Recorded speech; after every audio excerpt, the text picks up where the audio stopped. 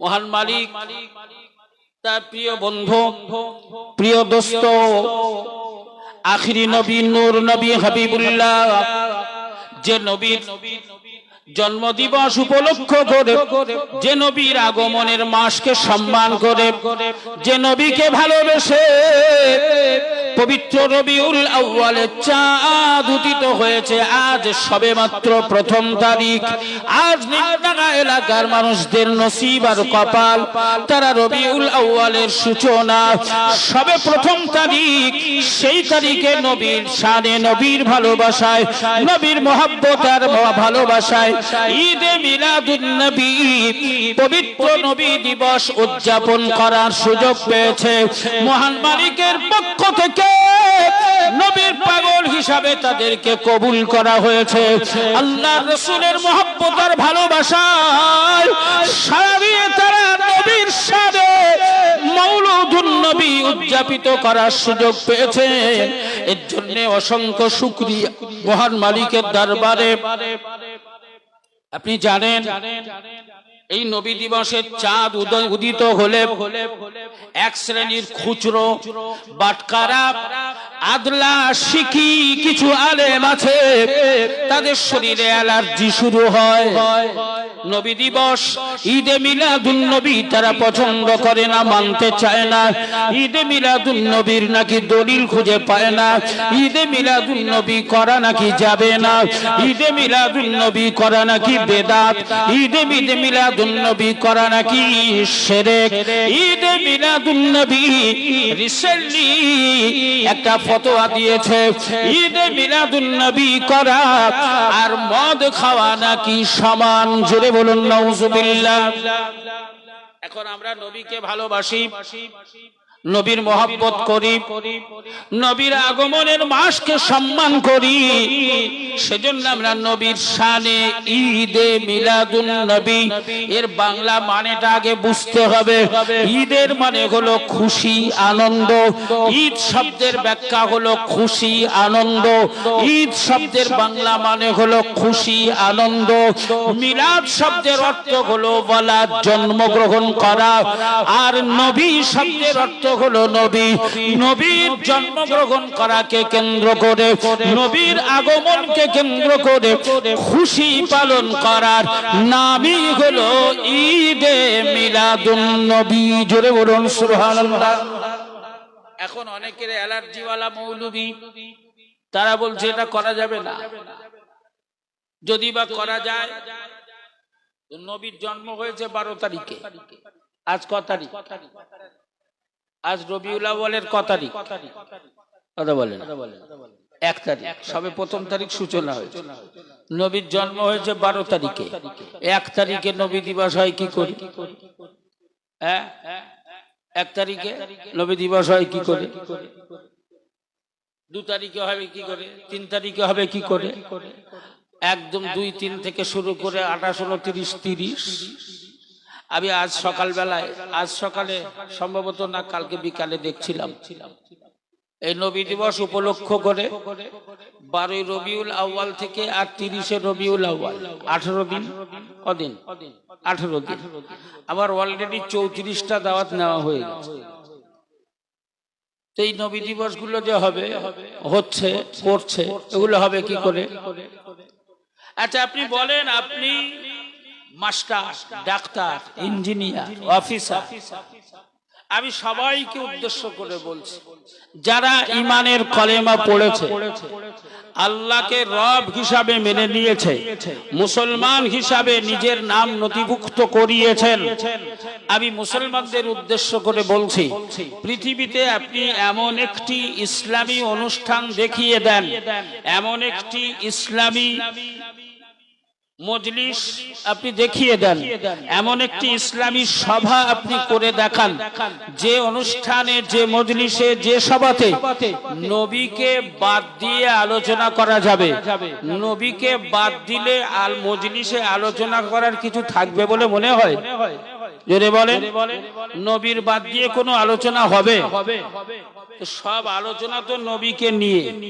তো নবীর জন্ম বৃত্তান্তের উপরে, নবীর আগমনের ব্যাপারে, নবীর রিসালাতের ব্যাপারে, নবীর 40 বছর বয়সে নবুয়ত প্রাপ্তির আগের জীবনের ব্যাপারে, 40 বছর থেকে 63 বছর বয়স এই 23 বছর সমাজ শরিয়াতের জীবনের ব্যাপারে, নবীর জন্ম থেকে মৃত্যু এই 63 বছরের জীবন জিন্দেগির ইতিহাস, নবীর আদর্শ, নবীর চরিত্র, নবীর ব্যবহার, আজমাতে রসুল, মোহাব্বতে রসুল, সুন্নাতে রসুল, হুব্বে রসুল, আখলাকে রসুল, এই নিয়েই তো সারা পৃথিবীর আলোচনা।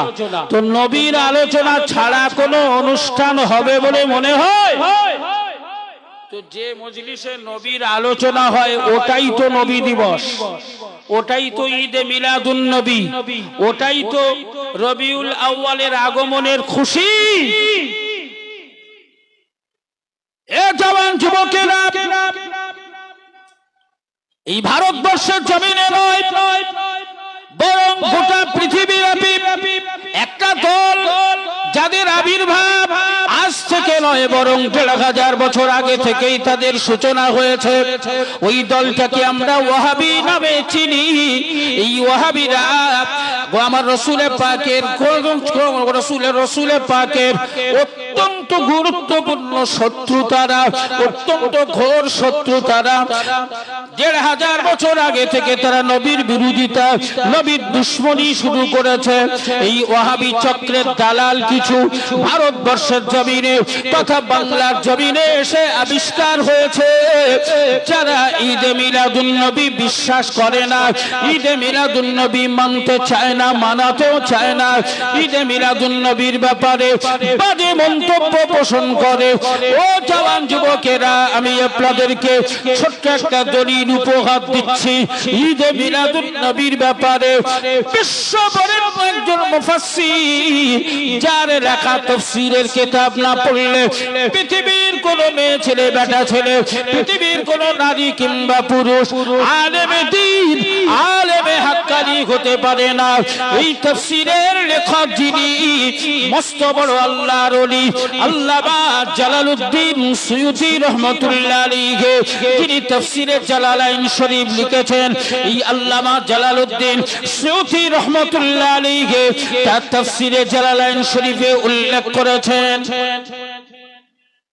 এ জওয়ান যুবকেরা, আল্লামা জালালউদ্দিন সুয়ুতী রাহমাতুল্লাহ আলাইহি উল্লেখ করেন কোরআনুল কারীমের ৫ নম্বর পারা, এই কোরআনুল কারীমের ৬,৬৬৬টা আয়াতে কারীমা বিশিষ্ট এই কোরআনুল কারীমের সর্বশেষ নাজিল হওয়া যে আয়াত, এ জওয়ান যুবকেরা, যে আয়াত নাজিল হয়েছিল পবিত্র আরাফাত দিন, পবিত্র আরাফাত দিন অর্থাৎ ১০ই জিলহজ, যেদিনে হজ মুবারক আদায় করা হয়, এবং সেই দিনটাও ছিল শুক্রবার। আসরের নামাজের কিছু সময় পরে, মাগরিবের নামাজের কিছু সময় আগে আল্লাহ রাসূল যখন আরাফার ময়দানে হজের বিদায় ভাষণ দিচ্ছিলেন, উটের পিঠে আরোহণ করে নবী যখন বিদায় ভাষণ দিচ্ছিলেন, আল্লাহর নবীর 23 বছরের মেহনতের ফসল হিসাবে, আল্লাহর রাসূলের 23 বছরের মেহনতের ফসল হিসাবে আমার নবী পাকের সামনে 100 সাহাবী নয়, 200 সাহাবী নয়, 1000 সাহাবী নয়, 2000 সাহাবী নয়, আরাফার ময়দানে বিদায় ভাষণে আল্লাহর নবী 23 বছরের মেহনতের ফসল হিসাবে রাসূলুল্লাহর সম্মুখে 1,24,000 সাহাবী নবীর সামনে হাজির ছিলেন। জোরে বলা যাবে না? 1,24,000 সাহাবী রাসূলুল্লাহর সামনে দাঁড়িয়ে আল্লাহর রাসূল ভাষণ দিচ্ছেন, বিদায় হজের ভাষণ। এ জওয়ান যুবকেরা, ও শিকিয়াতুল মৌলুদ রেখে দাও, ঠান্ডা মাথায় শুনে রাখো, আমার নবীর বিরোধিতা করার চেষ্টা করো না। তুমি আমার নবীর ব্যাপারে জানো না, মহান মালিক আমার রাসূলুল্লাহ শান মান মর্যাদা, আমার রাসূলুল্লাহর ইজ্জতকে আমার আল্লাহ, আমার নবীর সম্মান, আমার নবীর রাফাত, আমার নবীর মুজিজা, আমার নবীর শাফাআত, আমার নবীর ইজ্জত আমার আল্লাহ তো বুলন্দ করে দিয়েছেন। আমার নবীর মর্যাদার ব্যাপারে পৃথিবীর কোন মুফাসসিরকে, পৃথিবীর কোন মুহাদ্দিসকে, পৃথিবীর কোন আলেমকে, পৃথিবীর কোন বক্তাকে আমার আল্লাহ সুযোগ দেয় নাই আমার নবীর ইজ্জত, রাফাত, মর্যাদা, মর্তাবার আলোচনা করার ব্যাপারে। পৃথিবীর কোন মুহাদ্দিসের লেখনির সুযোগ আল্লাহ পাক দেন নাই, পৃথিবীর কোন মুফাসসিরের লেখনির সুযোগ আল্লাহ পাক দেন নাই, বরং নবীর ইজ্জত আর রাফাতের আলোচনা স্বয়ং আমার আল্লাহ নিজেই করে দিয়েছে। জোরে বলা যাবে না? নবীর আলোচনা আল্লাহ নিজে করেছে। কোরআনুল কারীম খুলে দেখে, আমার রাসূলুল্লাহর রাফাত, ইজ্জত, শাফাত, শান মান মর্যাদা কে কখন আলোচনা করবে, কে কখন নবীকে বড় করবে, কে কখন নবীকে উঁচু আসন দেবে, এই অপেক্ষা আল্লাহ করেন নাই, বরং নবীর উচ্চ মকাম প্রদান করার ব্যাপারে আলোচক এবং বক্তা হলেন স্বয়ং আমার আল্লাহ। জোরে বলুন সুবহানাল্লাহ। কষ্ট হচ্ছে? অসুবিধা হয়? মনোযোগ আছে? এই আলোচনায় মনোযোগ আছে? এ জওয়ান যুবকেরা, পবিত্র সূরা সূরাতুল ইনশিরার সূচনা করার আগে আমি রাসূলুল্লাহর শান মান মর্যাদার ব্যাপারে একটা ছোট্ট তথ্য আপনাদেরকে দেব। আমরা হলাম উম্মতে মুহাম্মাদি, আখিরি নবীর উম্মাত। আখিরি নবীকে জান মাল দিয়ে ভালোবাসি, আখিরি নবীকে আখিরি পয়গম্বর হিসাবে মেনে নিয়েছি, আখিরি নবী হিসাবে মেনে নিয়েছি, আখিরি নেতা হিসাবে মেনে নিয়েছি। এর নাম হলো ঈমান। মেনে নেওয়ার নাম হলো ঈমান। ঈমান কয় প্রকারের? ঈমান কয় প্রকারের এবং কি কি? ঈমানের ভাগ কটা, ঈমানের শাখা কটা, এসব নিয়ে আলোচনা করলে আপনাদের মগজ হ্যাং হয়ে, ব্রেন হ্যাং হয়ে যাবে, কিছুটা ধরে রাখতে পারবেন না। একদম সহজ ভাষায় পৃথিবীর সমস্ত মুফাসসিরিন কেরামেরা ঈমানের সংজ্ঞা দিয়েছেন। সেই সংজ্ঞাগুলো একটা একটা করে ঈমানের সংজ্ঞা বলতে গেলে রাতের পর রাত শেষ হবে। আমি এমন একজন বিখ্যাত বিশ্ববরেণ্য মুহাদ্দিস, বিশ্ববরেণ্য ইমাম, তিনি যে সংজ্ঞাটি দিয়েছেন, 1 মিনিটে আপনাদেরকে সেই সংজ্ঞাটি বলবো, যাতে আমাদের বুঝতে, নিতে, গ্রহণ করতে একদম অসুবিধা হবে না। সেই বিশ্ববরেণ্য ইমাম যিনি এই সংজ্ঞাটি দিয়েছেন, তিনি আর অন্য কোন ইমাম নন, তিনি হলেন আমার, আমার, আমার, আপনার, আমাদের সকলের ইমাম, ইমামে আজম আবু হানিফা রাহমাতুল্লাহ আলাইহি একটি সংজ্ঞা দিয়েছেন ঈমানের। এক কথায় 1 মিনিটে ঈমানের সংজ্ঞা। ইমামে আজম আবু হানিফা রাহমাতুল্লাহ আলাইহি লেখেন, হুয়া মুজাররাদ তাসদীক নবী মুহাম্মদ সাল্লাল্লাহু আলাইহি ওয়াসাল্লাম।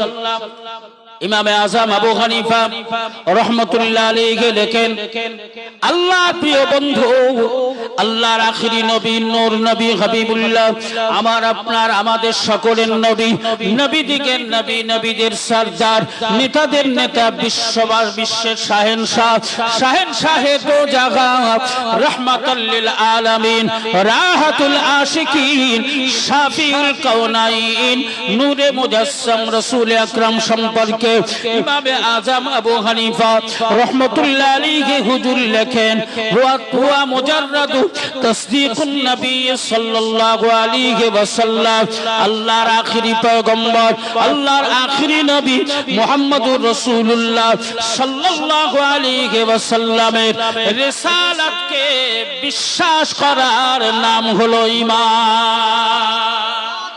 জোরে বলা যাবে না? জোরে বলা যাবে না? ইমামে আযম আবু হানিফা লিখেছেন যে আল্লাহর নবীর রিসালাতকে বিশ্বাস করে নিল, যে আল্লাহর নবীর রিসালাতকে মেনে নিল, আল্লাহর নবীর নবুয়তকে মেনে নিল, রিসালাতকে মেনে নিল, আল্লাহর 30 পারা কোরআনকে মেনে নিল, যে আল্লাহর নবীর রিসালাতকে মেনে নিল, শেষ 6টি সহিহ হাদিস মেনে নিল, যে আল্লাহর নবীর রিসালাতকে মেনে নিল, সে আল্লাহর কোরআনের সংবিধানকে মেনে নিল, যে আল্লাহর নবীর রিসালাতকে মেনে নিল, শেষ হজকে মেনে নিল, যাকাতকে মেনে নিল, নামাজকে গুরুত্ব দিয়ে মেনে নিল। একমাত্র আল্লাহর রাসূলের রিসালাতের মানার মধ্য দিয়ে মহান মালিকের উপরে অগাধ বিশ্বাস তৈরি হয়ে গেল। আল্লাহর রাসূলকে মেনে নেওয়ার সাথে সাথে সে আমার আল্লাহকেও মেনে নিল। তাই ইমামে আযম আবু হানিফা রাহমাতুল্লাহ আলাইহি বলেন ওয়া তাসদীকু ওয়া মুজাররাদু তাসদীকুন নবী মুহাম্মদ সাল্লাল্লাহু আলাইহি ওয়াসাল্লাম আখিরি নবী মুহাম্মদ সাল্লাল্লাহু আলাইহি ওয়াসাল্লামের নবুয়ত ও রিসালাতকে মেনে নেওয়ার নাম হলো ঈমান। মেনে বলা যাবে না? এ জওয়ান যুবকেরা, সেই প্রিয় হাবিব আল্লাহর আখিরি পয়গম্বরের শান মর্যাদার ব্যাপারে আমি আপনাদেরকে একটা ছোট্ট হাদিস শোনাবো। ও জওয়ান যুবকেরা, আমার নবী পাকের মিলাদ, আমার নবী পাকের শান মান মর্যাদার ব্যাপারে, ঈদে মিলাদুন নবী, মিলাদ কিয়ামের ব্যাপারে আমি গুনাহগার খায়রুজ জামান, আমার কাছে অন্তত 40টি দলিল আছে। আমি 40টি সালাম কিয়ামের ব্যাপারে দলিল পেয়েছি, আরো অসংখ্য দলিল থাকলেও থাকতে পারে। এ জওয়ান যুবকেরা, প্রিয় নবী হাবিবুল্লাহর ব্যাপারে আপনাদেরকে এই হাদিসটি শোনাতে গিয়ে গায়ের লোমগুলো খাড়া হয়ে যায়। আল্লাহ পাকের পক্ষ থেকে আদম শফিউল্লাহ থেকে ঈসা রুহুল্লাহ পর্যন্ত অসংখ্য নবী রাসূলকে আল্লাহ পাঠিয়েছিলেন দায়িত্ব দিয়ে। একের পর এক নবী এসেছেন, একের পর এক নবী এসেছেন। একজন নবীর যখন মাইনাস হয়ে গেছে, তার গুরুত্বপূর্ণ দায়িত্ব পালন করার ব্যাপারে আল্লাহ পাক আর একজন নবীকে স্থলাভিষিক্ত করে, দায়িত্বশীল করে, দায়িত্ব প্রদান করে আল্লাহর পক্ষ থেকে নবী পাঠিয়ে দেওয়া হয়েছে। এখন সবাই মিলে আওয়াজ দিয়ে বলেন, আমার নবী, আপনার নবী, আমাদের সকলের নবী হলেন আল্লাহর আখিরি নবী, আল্লাহর পক্ষ থেকে পাঠানো সর্বশেষ নবী। 1500 বছর আগে আল্লাহর পক্ষ থেকে সর্বশেষ নবী ও রাসূল হিসাবে আল্লাহ পাক আমাদের নবীকে পাঠিয়েছিলেন। আমাদের নবীর পরে বর্তমান আজ পর্যন্ত অবশ্যই আল্লাহর পক্ষ থেকে কোনো নবী রাসূল আসেনি, বর্তমানেও নাই, ভবিষ্যতেও কিয়ামত পর্যন্ত কোনো নবী ও রাসূল আসবে না। কারণ তার কারণ হলো আমাদের নবী হলেন আল্লাহর আখিরি নবী। হে জওয়ান যুবকেরা, এই প্রত্যেকের দায়িত্ব পালন করার ব্যাপারে আল্লাহ পাক পরস্পর পরস্পর নবী পাঠিয়েছেন। তাদের সকলকে এক একটা নবীকে এক একটা এলাকার দায়িত্ব প্রদান করা হয়েছিল। এক একজন এক এক দায়িত্ব নিয়ে এসেছিলেন। কেউ বনি ইসরাইলের নবী হয়ে এসেছিলেন, কেউ আদ জাতির নবী হয়ে এসেছিলেন, কেউ সামুদ জাতির নবী হয়ে এসেছিলেন, কেউ এলাকা ভিত্তিক নবী হয়ে এসেছিলেন। আদম থেকে ঈসা সমস্ত নবী, লাখের উপরে নবী, লক্ষাধিক নবী, তারা সবাই ছিল আঞ্চলিক নবী। তারা দায়িত্ব পালন করেছেন। হাজার হাজার হাজার হাজার বছর ধরে আল্লাহ তাওহীদের দাওয়াত দিয়েছেন, দায়িত্ব পালন করেছেন। একবার চিল্লে বলুন, লাখের উপরে নবী, হাজার হাজার লক্ষ লক্ষ বছর ধরে দ্বীনের দাওয়াত দিয়েছেন।